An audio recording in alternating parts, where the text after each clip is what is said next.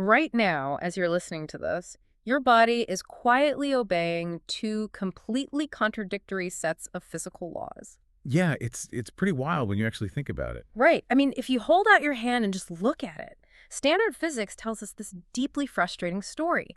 The gravity that is, holding your feet to the floor, the macro physics of the earth and the sun, it operates on a beautifully smooth, continuous set of rules. Which we call general relativity. Exactly. General relativity. But if you were to zoom in on the atoms making up your fingernail, that sweeping, elegant blueprint it completely falls apart. You have to throw it out and open a totally different rule book. Quantum mechanics. Yes, quantum mechanics. And that rule book is chaotic, it's pixelated, it's full of probabilities, and crucially, it's mathematically incompatible with the gravity pulling you down. It is the great schism of modern science, honestly. We have spent the better part of a century living with this divided reality. Yeah. The physics of the very large and the physics of the very small seem to exist in completely different universes. They refuse to talk to each other. Which makes no intuitive sense. You would think that the universe, at its core, operates on one single unified operating system. You don't walk through a doorway and suddenly switch from the laws of physics to the laws of magic. No, you definitely don't. But we've been stuck with these two different operating systems until perhaps we start looking at the foundation itself differently. I mean, what if general relativity and quantum mechanics aren't actually separate sets of rules at all? What if they are just two different expressions of the exact same underlying connection? And that right there is the ultimate pursuit. Unification. Finding the conceptual thread that can finally stitch the cosmic and the quantum back together without, tearing the math apart. And that pursuit is exactly what we are focusing on for today's deep dive. We are exploring an incredibly bold set of sources today, centered squarely on a paper called the foundational paper of the Ozo-Mechanical Model and Mullam equation. Authored by the engineer Mullam Yuslam Al-Ashwa. Right. And let me be clear right out of the gate here. This paper does not just tinker with the edges of standard physics. It is an exploratory theoretical framework that attempts to completely rewrite the fundamental bedrock relationship between mass, space, and time. It does. Yeah. But before we get into the mechanics of how it does that, we really need to set our expectations appropriately.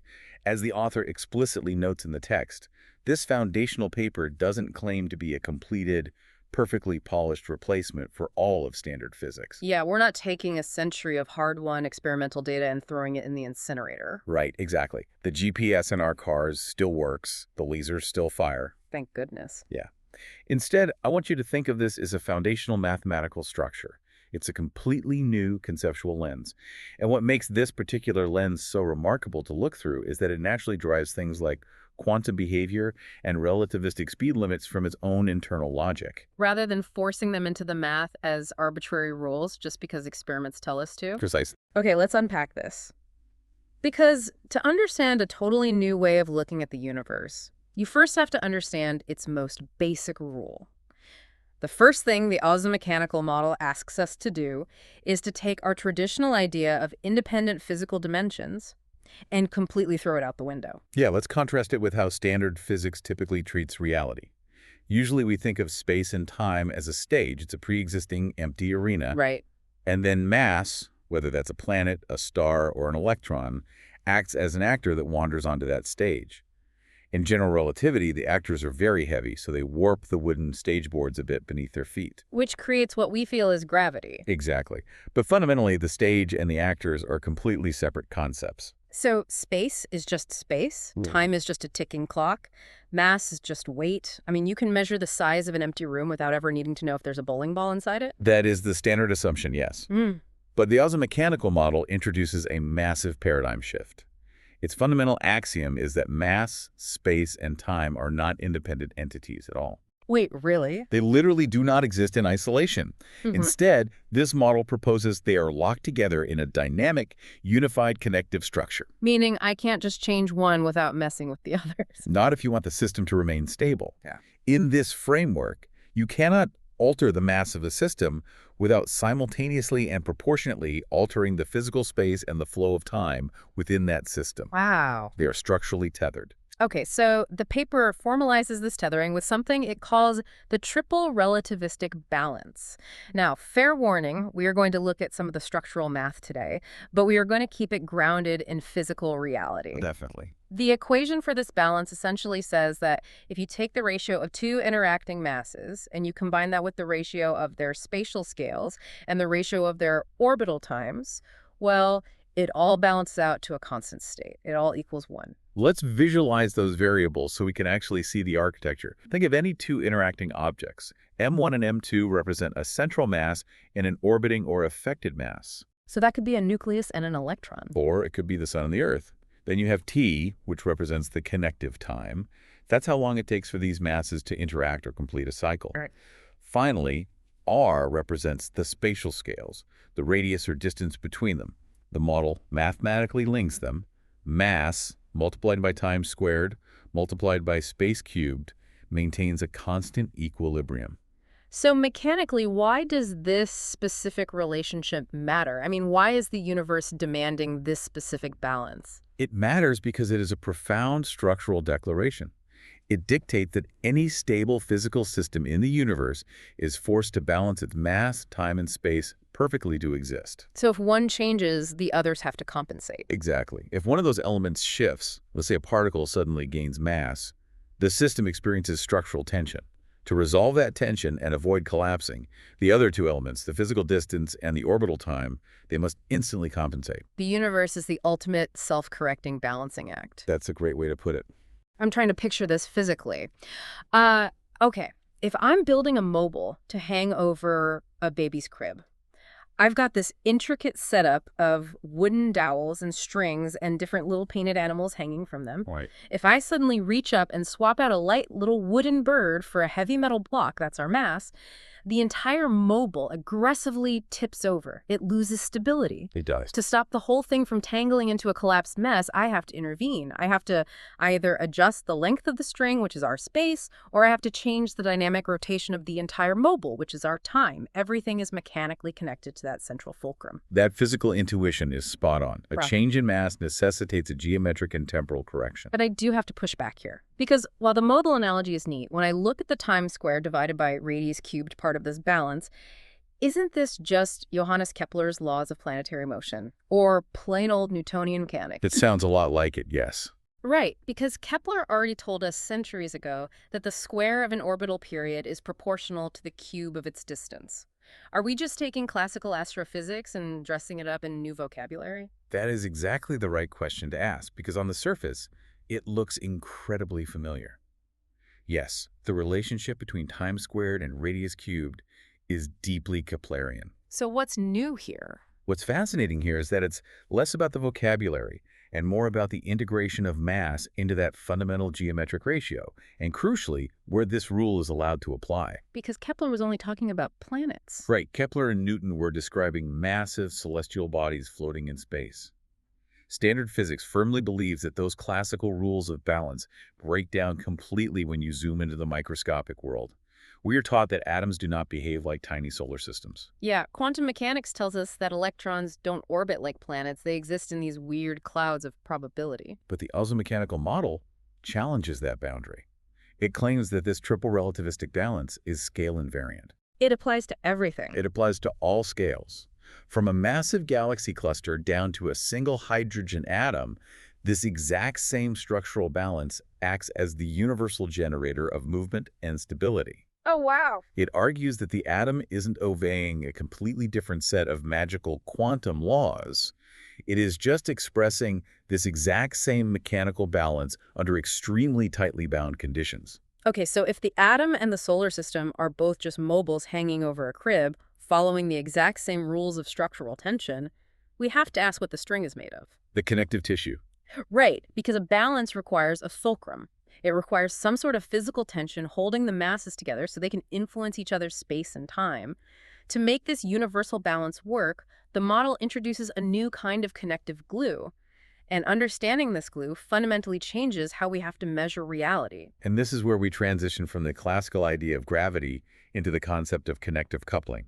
Because if you're going to propose a new foundation for the universe, you are inevitably going to have to take on one of the most famous, untouchable constants in all of physics, Newton's gravitational constant, capital G. Yes. It's the bedrock number that tells us exactly how strongly two masses pull on each other across a distance.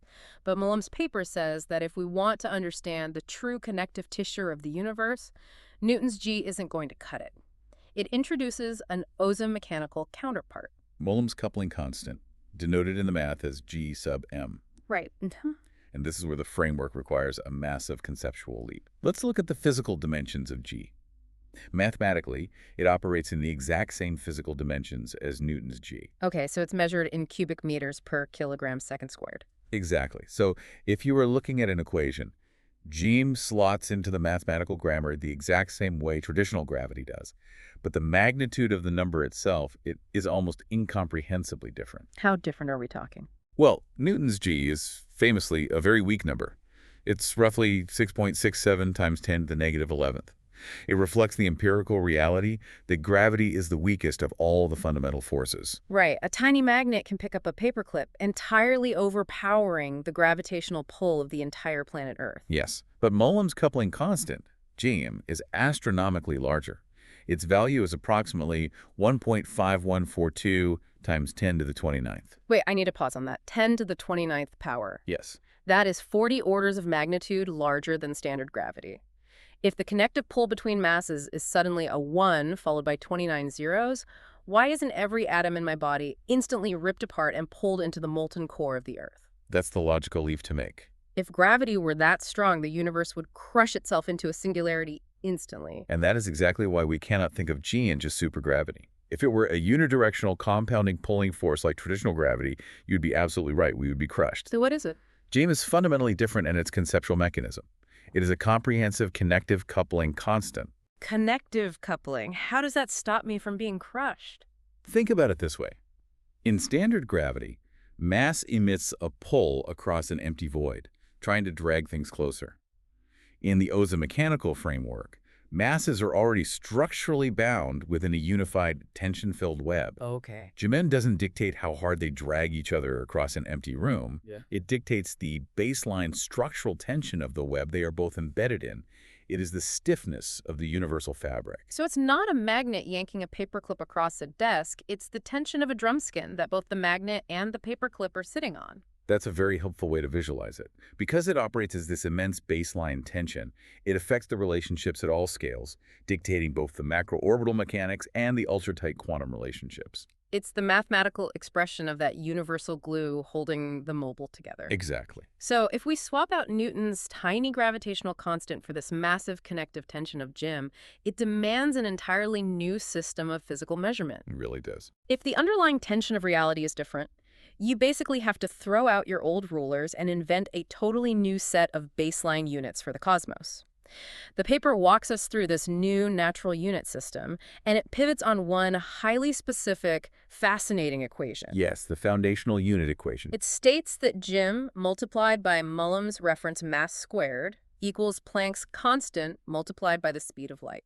Let's really look at the anatomy of that equation because it serves as the Rosetta Stone for the entire model. On the left side, you have G, this macroscopic connective coupling tension, multiplied by a mass squared. Right. On the right side, you have Planck's constant, often written as h bar, which is the ultimate symbol of the discrete quantum world, multiplied by c, the speed of light, which is the ultimate relativistic speed limit. It is quite literally marrying the macro mechanics, the quantum pixelation, and the relativistic limit into a single algebraic sentence. Precisely. And from this mathematical marriage, the model derives what it calls the Mulhem reference mass. Now, this isn't the mass of a specific particle we can trap in a lab. It is a foundational reference point. Okay. It inextricably links the macroscopic connective tension with quantum action.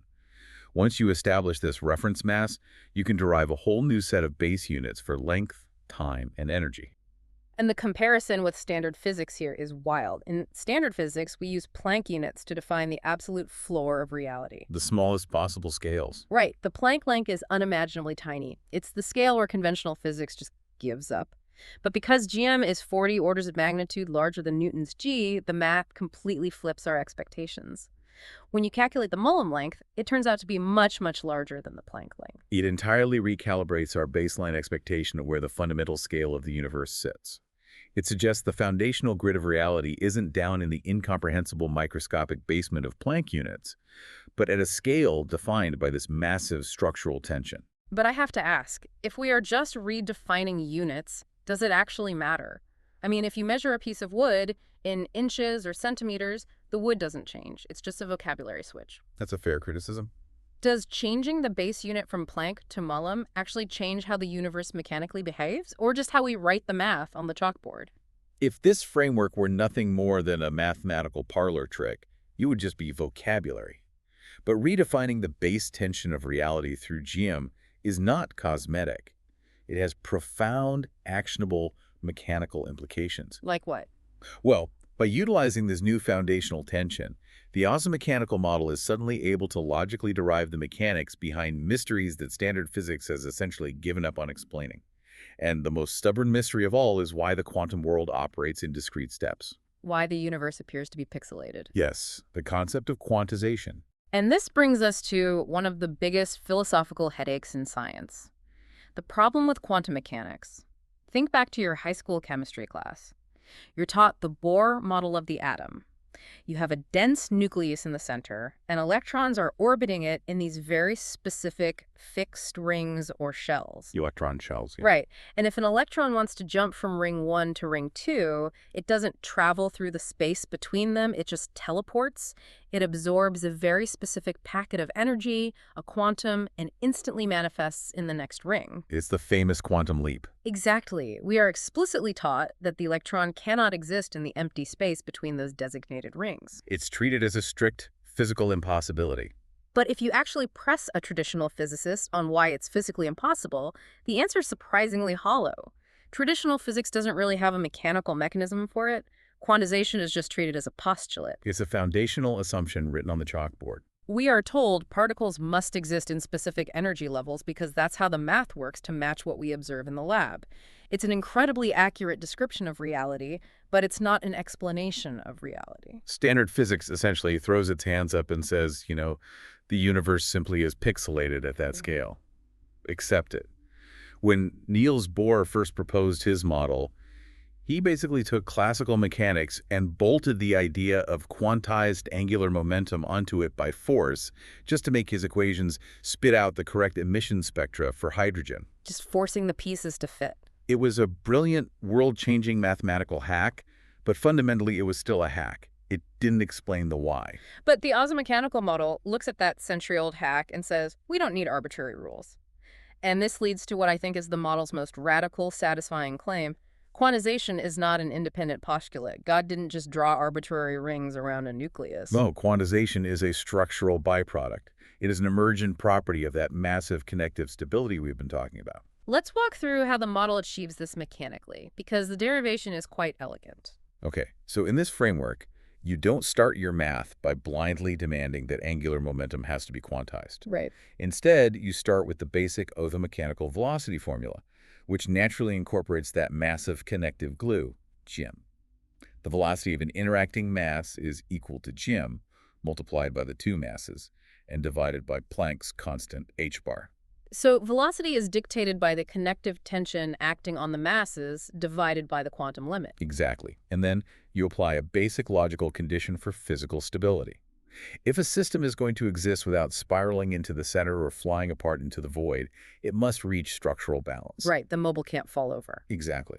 When you combine that velocity formula with the basic stability condition, where mass times velocity times radius equals the quantum limit, the math neatly resolves to define the specific orbital radius. And it doesn't just derive a generic radius. The formula spits out the exact Bohr radius.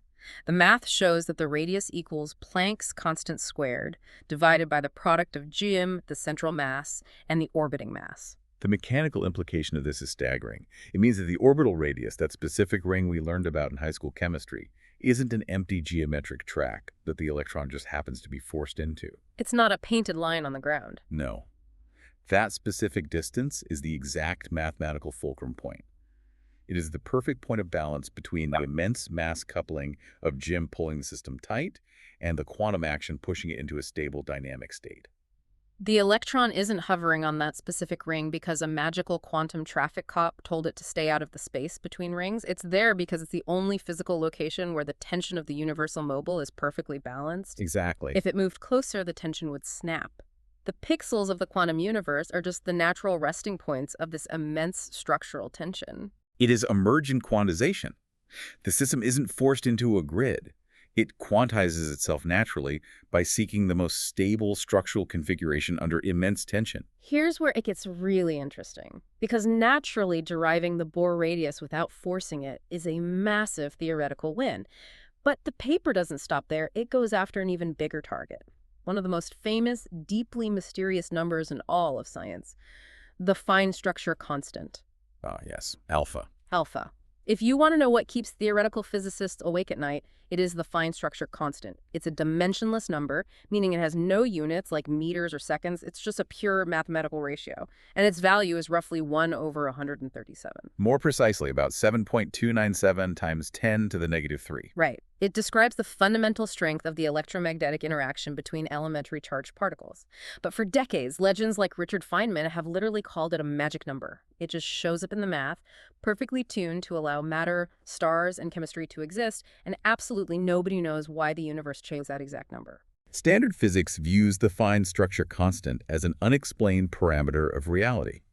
It's often referred to as God's tuning knob. Yeah. If that number were slightly different, atoms wouldn't form. But standard theory offers no fundamental reason for its specific value. But the Ozo-Mechanical Model does. The paper provides a stunningly simple derivation for it, built entirely on this idea of connective tension. It defines a dimensionless coupling between a proton and an electron. And the math is surprisingly straightforward. It is. To find it, the math simply takes that immense connective glue, Jim, multiplies it by the mass of the proton, multiplies it by the mass of the electron, and divides that whole thing by the product of Planck's constant and the speed of light. And when you plug those known values in, boom, it yields approximately 7.297 times 10 to the negative 3. It derives Feynman's magic number from first structural principles. And achieving the correct numerical value is impressive. But the conceptual victory is that it redefines the meaning of the fine structure constant. In standard physics, alpha is just a random dial setting. In the Ozo-Mechanical framework, alpha is conceptually redefined as a ratio of structural capacity. It represents the degree of saturation between the mass coupling of the particles, the quantum action, and the speed limit of the universe. So it's not magic. No, it is the geometric saturation point of the structural tether between a proton and an electron. I want to make sure I'm fully grasping the physical reality of this. If quantization, the idea that energy in atomic orbits only exist in discrete steps, is just an emergent property of structural stability, does that mean the universe isn't inherently pixelated at its base level? What do you mean? Like, is reality actually a smooth continuum, but it just naturally settles into pixelated patterns to avoid collapsing? Like water naturally settling into the ridges of a corrugated tin roof? To take that a step further, it's not just that reality is smooth and forces things to ridges. Reality is the continuous connective tension. Because of the immense magnitude of Jim, that tension is incredibly taut. So that continuous tension can only resolve itself into stable physical manifestations at specific geometric intervals. It's like a guitar string. The string itself is completely continuous. You can slide your finger all the way up and down the neck without any breaks. Right. But if you pluck it open without pressing down, it naturally vibrates at a specific fundamental frequency and produces specific mathematical harmonics. You don't have to force the string to play a distinct note. The distinct note, the quantum, emerges naturally from the continuous tension of the string. That is an excellent mechanical analogy. The universe is playing chords of structural stability, and this naturally forces us to confront the next major conceptual hurdle. Which is? If we know that particles are settling into these stable harmonic relationships to maintain balance within a giant connective web, we have to ask, what exactly is the nature of the mass that is participating in this web? Right. Because if the universe is this deeply interconnected structure, then mass cannot just be a dead weight sitting on a scale. It has to be much weirder. Oh, it is. The paper takes our traditional concept of mass and basically turns it inside out. We are entering the territory of the invisible web. The model introduces a foundational concept called Ozo-Mechanical Entanglement Mass, which is denoted in the math as M sub O. This is a crucial pivot for understanding how the model connects the macro and the micro. In everyday life, and essentially in all of standard physics, we treat mass as an intrinsic, isolated property. A rock has a certain mass, an electron has a certain mass. It's just a raw amount of stuff contained within a boundary. Right. If I take an apple and put it on a kitchen scale, it weighs what it weighs. It doesn't care what the atmospheric pressure is on Jupiter. It's an isolated metric. But the Ozo-Mechanical Model argues that because everything in existence is bound by that massive coupling constant, Jam, true isolation is a physical impossibility. You're never truly cut off. Exactly. You can never truly isolate an object from the fabric. Therefore, the Ozo-Mechanical Entanglement Mass is not just the raw, dead weight of an object. It is a mathematical measure of its internal connective linkage within the entire system. It's a measure of its entanglement footprint. And the mathematical definition of this footprint is highly counterintuitive. The equation says that the entanglement mass, μ, equals the actual physical mass of the object divided by that dimensionless coupling constant we just talked about. Alpha. Right, alpha.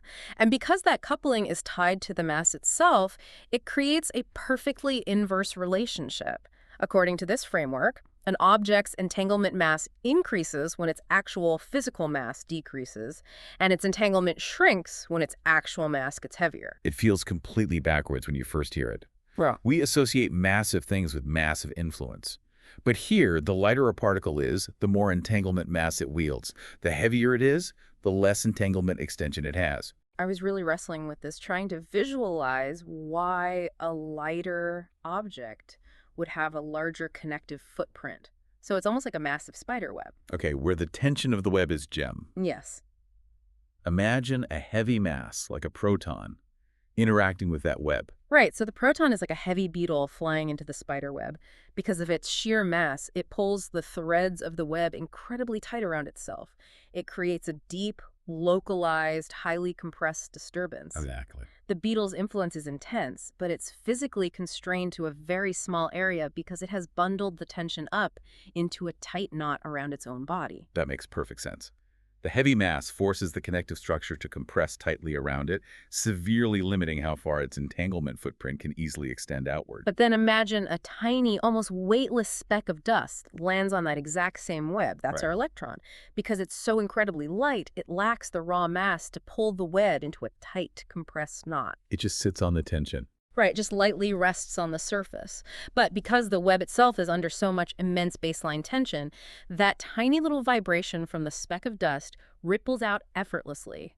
It isn't choking the web, so its influence, its extension, travels much, much further across the threads. The lighter the physical object, the further its connective footprint extends across the universe. It's so cool. That perfectly encapsulates the mathematics. A small actual mass yields a maximum connective extension, which is what the model calls a huge entanglement mass.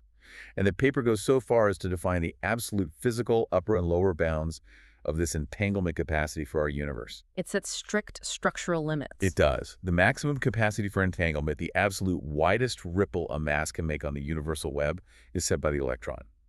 The formula dictates that the maximum entanglement mass equals the Coulomb reference mass squared, divided by the mass of the electron. Because the electron is the lightest, stable, massive particle. Right, so it boasts the absolute maximum connective extension. It's the ultimate speck of dust. Precisely. And on the other end of the structural spectrum, the minimum capacity for entanglement is set by the proton and neutron. The minimum entanglement mass equals the Coulomb reference mass squared, divided by the mass of the proton. The beetle. Because the proton is nearly 2,000 times heavier than the electron, it is the heavy beetle. It pulls the connective fabric into a tightly compressed, highly localized, restricted structure. And what absolutely blows my mind about this inverse relationship is how perfectly, elegantly it maps onto a phenomenon we already know exists in standard physics, the Compton wavelength. Yes, this is where the model really flexes its ability to explain observed reality through its new geometric lens. In standard quantum mechanics, we are taught that every particle has a Compton wavelength. It basically defines the quantum size or the fuzziness of a particle. And just like this new entanglement mass, the Compton wavelength has an inverse relationship with physical mass. Heavy particles have incredibly tiny wavelengths. Light particles, like electrons, have massive, spread-out wavelengths. And standard physics says this is just a property of wave-particle duality. Right. But standard physics doesn't explain why the wave behaves inversely to the mass. Since entanglement mass in the Ozo-Mechanical Model is mathematically proportional to 1 over mass, the model naturally predicts this exact behavior. It's an incredible synthesis. It suggests that what standard physics has been calling the Compton wavelength isn't just an abstract measure of quantum probability fuzziness.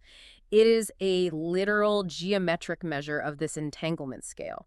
The lighter the particle, the larger its connective extension across the web, which manifests physically in our observations as a larger quantum wavelength. So the wave nature of matter isn't a cloud of probability. It is the literal physical shape of its entanglement tension. Exactly. It grounds quantum strangeness in physical structure. I want to pause here, because if you are listening to this, I want you to really absorb what this means for your daily understanding of reality. Yep. We are taking the textbook definition of the universe, a cold, empty void where isolated billiard balls bounce off each other randomly and throwing it out. If particles are essentially just varying knots of entanglement within a universal tension web, vibrating their influence across the cosmos based on their mass, how does this completely upend our standard models? What happens when we put the Ozo-Mechanical framework into the ring for the ultimate conceptual showdown against general relativity and quantum mechanics? It's highly important to frame this comparison carefully. As the paper strictly states, the Ozo-Mechanical Model is not trying to invalidate the empirical success of standard physics. The mathematical predictions of the last 100 years are still functionally correct. GPS satellites still require the equations of general relativity to keep their clocks synced. Medical lasers and semiconductors still fundamentally rely on the math of quantum mechanics. Exactly. What this new model attempts to do is reinterpret the mechanical reason those theories work. It attempts to filter all of them through a single underlying principle, that all physical phenomena are the result of a gradient in connective coupling between masses. Let's test that filter. If this universal web is everywhere, let's see how it handles the biggest heavyweight in the room, general relativity. Einstein's masterpiece. In the standard view, general relativity dictates that gravity is a manifestation of the geometric curvature of space-time. Einstein told us that mass tells space-time how to curve, and that curved space-time tells mass how to move. It's a profoundly beautiful, purely geometric theory where gravity isn't a force, but a topographical distortion of an empty stage. It's the classic science museum exhibit.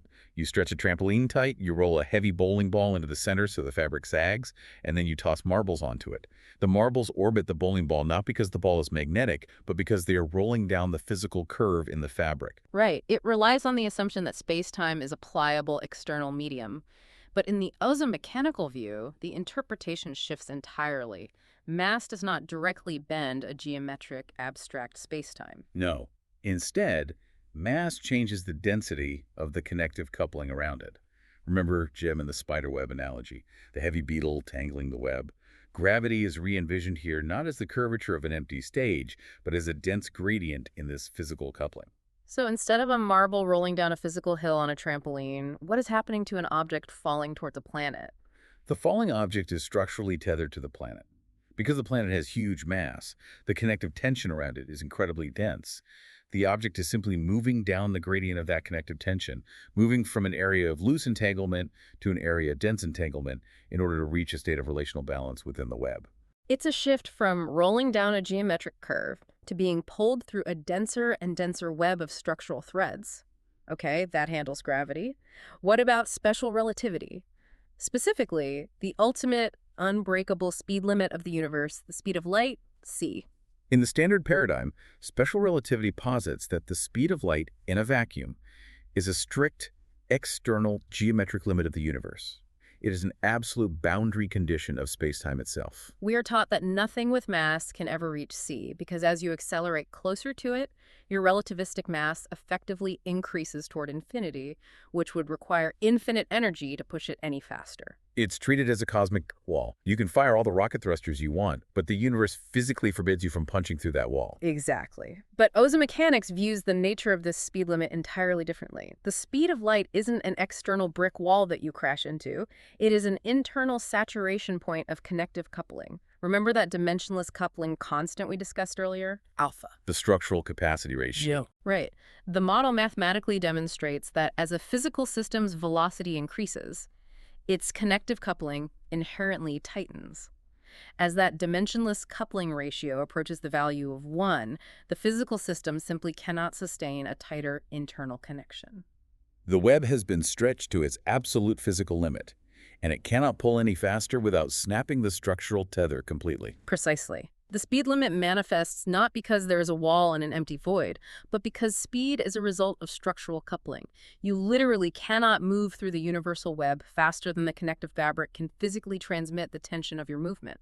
The speed of light is just the terminal velocity of entanglement. That is deeply profound. It takes a mathematical boundary that we just accept as a rule and turns it into a logical, mechanical property of a physical structure. All right, the final conceptual matchup. The Ozo-Mechanical Model versus quantum mechanics. This is perhaps the starkest contrast of all because it tackles the fundamental philosophy of reality. Standard quantum mechanics insists that the universe at its absolute core is fundamentally probabilistic. It is built on wave functions, inherent uncertainty, and the strict idea that a particle does not possess a definite state or location until you force it to by measuring it. To borrow Einstein's famous complaint, standard QM says that God plays dice with the universe. It's Schrödinger's famous cat. The cat is mathematically both alive and dead simultaneously in a haze of probability until you open the box and force the universe to make a choice. It's a reality built on chance. But the Ozo-Mechanical Model entirely rejects that probabilistic foundation. It argues that the universe is fundamentally built on definite geometric structural connection. But wait, if there is no wave function of probability, why do particles act like waves? I mean, if we do the famous double-slit experiment, firing individual electrons at a wall, they clearly build up an interference pattern like water waves crashing into each other. If reality is geometric and definite, where do the quantum waves come from? In this framework, the wave nature of particles is a secondary, emergent property of their coupling. Remember our discussion about the tiny speck of dust on the spider web and how we linked that to the Compton wavelength. Yeah. The quantum wave isn't a magical cloud of probability. It is the literal, physical ripple of a particle's entanglement mass stretching across the connective structure. The wave is just the real physical structural tension vibrating through the web. Exactly. And this completely recontextualizes quantum uncertainty. Heisenberg's famous uncertainty principle tells us that you cannot simultaneously know both the exact position and the exact momentum of a particle. Standard physics says this is because the universe is inherently blurry. But Ozo-mechanics says uncertainty isn't a primal law of a blurry nature. It's a mechanical byproduct of structural balance. Because we are part of the web. Yes. When you attempt to measure a microscopic particle, you are forcing an interaction with its connective web. You are altering the localized tension and forcing the balance to violently shift. Going back to the mobile over the crib, if I want to know exactly where the tiny wooden bird is, I can't just look at it with my eyes. I have to reach out and touch it. But the second I touch the bird, I am applying tension to the string. The entire mobile wobbles. The balance shifts. We aren't uncovering a probabilistic magical haze. We are just mechanically disturbing a hypersensitive tension grid when we try to take a measurement. That is exactly the Ozo-mechanical interpretation. It restores a kind of deterministic geometric sanity to the quantum realm. But it only achieves that sanity by making everything deeply structurally interdependent. When you lay it all out like this, the elegance of Mulham's vision is incredibly striking. Think about the philosophical shift here. In the standard model of physics, we essentially have different gods ruling over different isolated realms. That's a good way to frame it. General relativity is the god of the stars, bending empty space into geometric curves. Quantum mechanics is the god of the atoms, rolling dice in a haze of probability. But this framework proposes that they are all worshiping the exact same physical reality, connective density.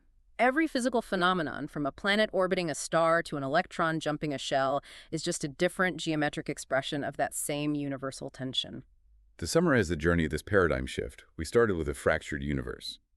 But by introducing the triple relativistic balance, the axiom that mass, space, and time are inextricably locked together, and by proposing a massive, unified structural glue in the form of Jim, a highly unified picture emerges. A completely connected picture. We can mathematically trace how the quantization of energy, the specific geometric radii of atomic orbits, the seemingly magical tuning of the fine structure constant, and the unbreakable speed limit of relativity can all emerge organically from a single unified connective structure. It replaces independent, arbitrary postulates with interdependent geometry. But, as we promised at the very beginning, we have to acknowledge the current limits of this framework. This foundational paper is exactly that, a foundation. It is the pouring of the theoretical concrete. Right? It successfully establishes the base mathematics, rigorously checks the dimensional consistency of the new Mullen units, and derives some incredibly promising results regarding quantization. But it explicitly leaves room for future, specialized work to tackle the really heavy lifting required to truly displace standard models. Yes. The author notes that there is extensive work ahead.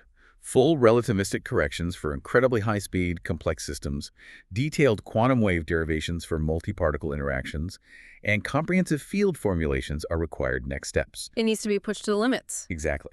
The model needs to be stress-tested mathematically against the most extreme, chaotic scenarios the universe has to offer, like the interiors of black holes or the very early moments of the Big Bang. But as a starting point, as a totally new conceptual lens, it offers a remarkably coherent, logical alternative to a century of fragmented, disconnected physics. It gives us a completely new way to look at our own physical reality. And that brings me to a final thought I want to leave you with. Something for you to mull over as you go about your day. I want you to think about what this math actually implies for your daily life. It's a big shift in perspective. If the Ozo-Mechanical Model is mathematically correct, and every single particle in existence is intimately, structurally entangled with every other particle, bound together by this massive baseline tension, simply based on their masses, then the concept of empty space is a complete illusion. It doesn't exist. There is no such thing as a true void. There is no void. You aren't just an isolated object moving through an empty, passive universe. Because your mass is permanently structurally tied to the spatial scale and the flow of time of everything around you, you are actively negotiating your connection with the entire universe with every single breath you take. That's powerful. When you reach out and lift your coffee cup off the desk, you are literally tugging on the connective web of reality. The tension of your movement has to be compensated for by the geometry around you. What does that mean for our everyday concepts of isolation, of distance, of separateness?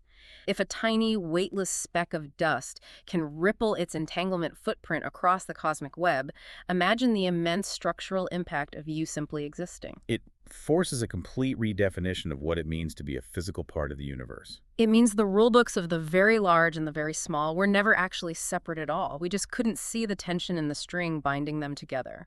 Until next time, keep questioning the rules and keep diving deep.